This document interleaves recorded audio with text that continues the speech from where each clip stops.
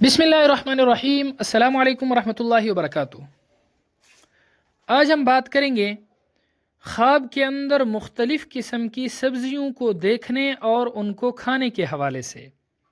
اس کی مختلف صورتیں ہیں اور ان کی مختلف تعبیریں ہیں۔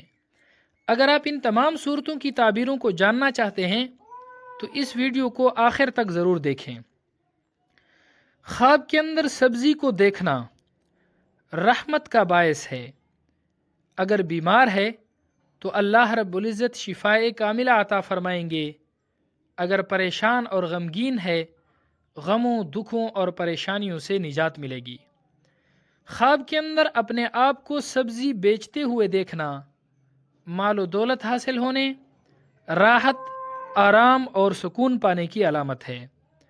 خواب کے اندر ابلی ہوئی سبزی دیکھنا جلد حاصل ہونے والے رزق اور نفع بخش تجارت اور ادائے قرض کی علامت ہے۔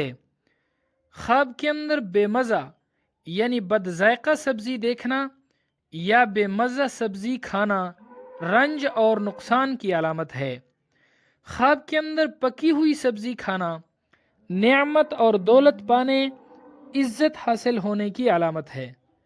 خواب کے اندر خراب سبزی کھانا بیماری کا باعث ہے، مصیبت میں گرفتار ہونے کی علامت ہے۔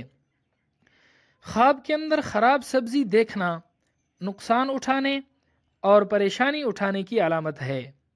خواب کے اندر شلغم کو دیکھنا غم اور دکھ کی علامت ہے، اور اگر خواب کے اندر دیکھے کہ اس نے کسی اور کو شلغم دیا ہے تو دلیل ہے کہ جس شخص کو شلغم دیا ہے اس شخص کو خواب دیکھنے والا شخص رنج اور تکلیف پہنچائے گا۔ خواب کے اندر پکا ہوا شلغم کچے شلغم سے بہتر ہوتا ہے۔